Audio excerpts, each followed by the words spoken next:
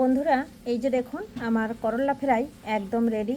আর কেমন হয়েছে আজকের রেসিপিটা জানাতে কিন্তু ভুলবেন না। দেখতে কিন্তু খুবই সুন্দর লাগছে। আর আপনাদের কাছে কেমন লাগছে অবশ্যই বলবেন। আর এভাবে পুরভরা করলার রেসিপি বন্ধুরা যাকে একবার খাওয়াবেন, যে করলা খায় না সেও কিন্তু চেটেপুটে খেয়ে নেবে।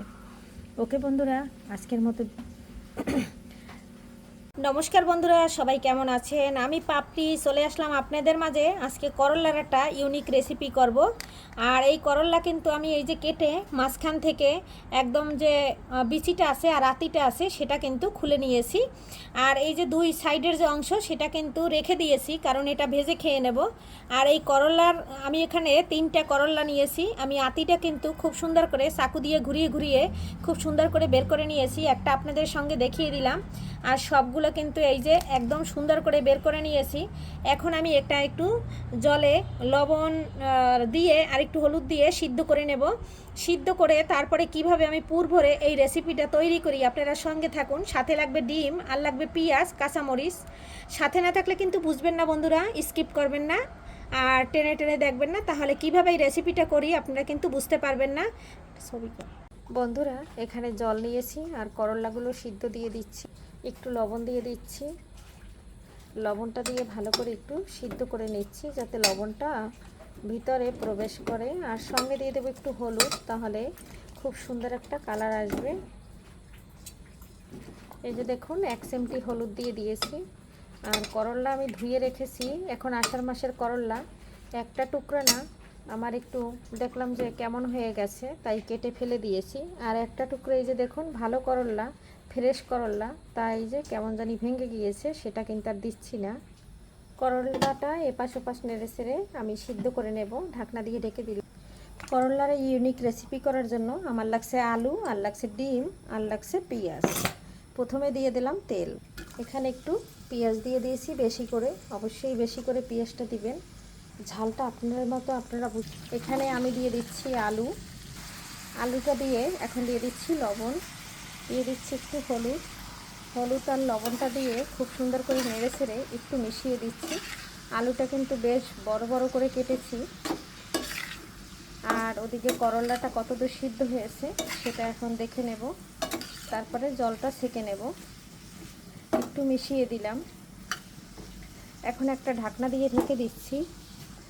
ঢাকনা দিয়ে ঢেকে 2 মিনিট রান্না। করলাটা একটু উল্টে পাল্টে দিয়েছি।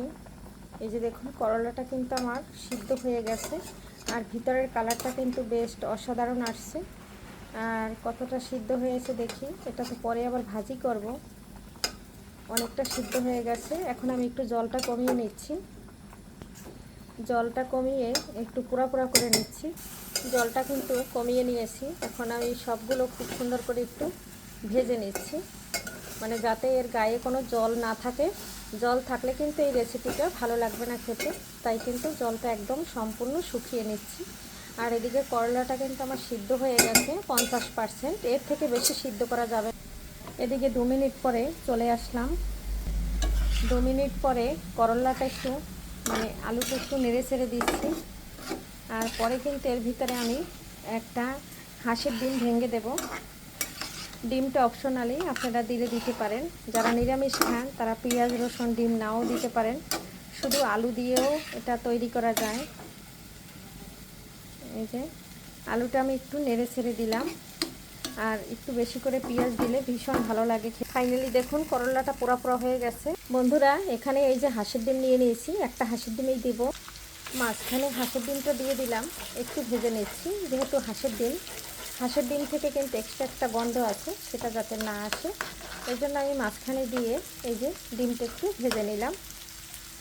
ডিমটা ভাজা হয়ে গেছে। এখন আমি আলুটা মিশিয়ে দিলাম। এখানে আপনারা মাছও ব্যবহার করতে পারেন বা মাংসও ব্যবহার করতে পারেন। আমি কিন্তু আজকে ডিমটা ব্যবহার করলাম। আপনারা চাইলে লোক বেশি থাকলে আরও ডিম বেশিও দিতে পারেন। আমার যেহেতু 5 পিস করলা, এই জন্য আমি এখানে একটা ডিম নিয়েছি। আর এতটা আলু আমার লাগবে না, দেখা যাবে বেশিই হবে, বেশি নিলে খেয়ে নেওয়া যাবে। এখন একটু ভালো করে ভেজে নিচ্ছি।